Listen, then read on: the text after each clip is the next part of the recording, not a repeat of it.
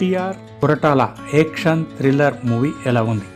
దేవర part 1 NTR, Janhvi Kapoor, Saif Ali Khan, Shruti Marathe, Prakash Raj, Srikanth తదితరులు నటించిన ఈ సినిమాకి అనిరుద్ రవిచందర్ సంగీత దర్శకత్వం వహించారు. Cinematography R Rathnavel. ఎన్టీఆర్ కొరటాల కాంబోలో వచ్చిన జనతా గ్యారేజ్ ఎంతటి విజయాన్ని అందుకుందో అందరికీ తెలిసిందే. ఇప్పుడు వీరిద్దరూ కలిసి చేసిన యాక్షన్ థ్రిల్లర్ దేవర 6 ఏళ్ల తర్వాత ఎన్టీఆర్ సోలో హీరోగా చేస్తుండడంతో, జాన్వీ ఈ మూవీతోనే తెలుగు తెరకు పరిచయం అవుతుండడంతో భారీ అంచనాలు ఏర్పడ్డాయి. మరి దేవర వాటిని అందుకుందా?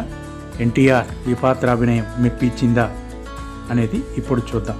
ఆంధ్రప్రదేశ్ తమిళనాడు సరిహద్దులోని రత్నగిరి ప్రాంతం అది. సముద్రాన్ని ఆనుకొని ఉన్న ఓ కొండపై 4 ఊర్లను కలిపి ఎర్ర సముద్రం అని పిలుస్తుంటారు. ఆ పేరు వెనక బ్రిటిష్ కాలం నాటి చరిత్ర ఉంటుంది. ఆ 4 ఊళ్ళు అవసరాల కోసం దేవర అంటే ఎన్టీఆర్, బైర్ అంటే సైఫ్ అలీ ఖాన్ వాళ్ళ అనుచరులతో కలిసి ఎర్ర సముద్రం గుండా ప్రయాణం చేసే నౌకలపై ఆధారపడుతుంటారు. ఆ నౌకల్లో వారు అక్రమ ఆయుధాలని దిగుమతి చేసుకుంటుంది మురుగా అంటే మురళీ శర్మ గ్యాంగ్. సంద్రానికి ఎదురెళ్లి ఒడ్డుకు చేరుస్తూ ఆ ఆయుధాలు తమకే ముప్పు తెస్తున్నాయని గ్రహించిన దేవర ఇకపై ఆ పనులు చేయకూడదని నిర్ణయానికి వస్తాడు. బతకడానికి ఎన్నో మార్గాలున్నాయని, చేపల పట్టడంపై దృష్టి పెడతామని చెప్తాడు. కానీ బైరా అందుకు ఒప్పుకోడు. దాంతో ఇద్దరి మధ్య అంతర్యుద్ధం మొదలవుతుంది. దేవరని అడ్డు తొలగించుకొని సంద్రాన్ని శాసించాలనుకుంటాడు బైరా. దేవర మాత్రం తాను అజ్ఞాతంలో సంద్రం ఎక్కడానికి భయపడేలా చేస్తుంటాడు. ఆ భయం ఎన్ని తరాలు కొనసాగింది? అజ్ఞాతంలో ఉన్న దేవర కోసం ఆయన తనయుడు వర ఏం చేశాడు అంటే మరో ఎన్టీఆర్. వర ఇష్టపడిన తంగం అంటే జాన్వీ కపూర్ ఎవరు? తదితర విషయాలు తెలియాలంటే సినిమా చూడాల్సిందే. ఈ సినిమా ఎలా ఉందంటే, కొత్త ప్రపంచాన్ని ఆవిష్కరించి దాని చుట్టూ తనదైన శైలి, భావోద్వేగాలు, గాఢతతో కూడిన కథను చెప్పే ప్రయత్నం చేశాడు దర్శకుడు కొరటాల శివ. మరి ఈ ప్రయత్నంలో ఆయన అంతగా సఫలమైనట్టు కనిపించడం లేదు.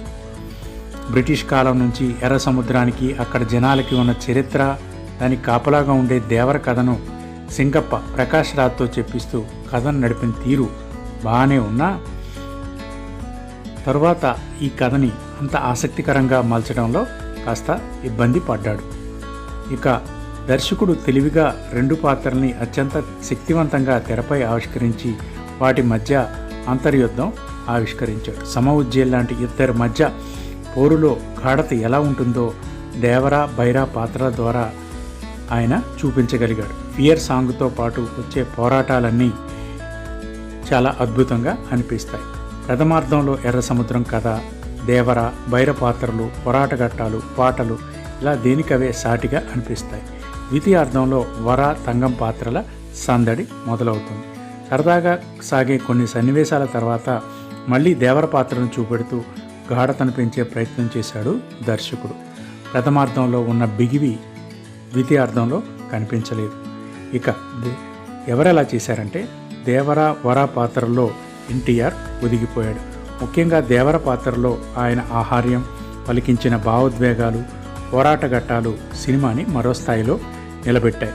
బైరా పాత్రలో సైఫ్ అలీ ఖాన్ కూడా గొప్ప ప్రభావాన్ని చూపించాడు. జాన్వీ కపూర్ తన పాత్రలో పరిధి మేరకు నటించి ఆకట్టుకుంది.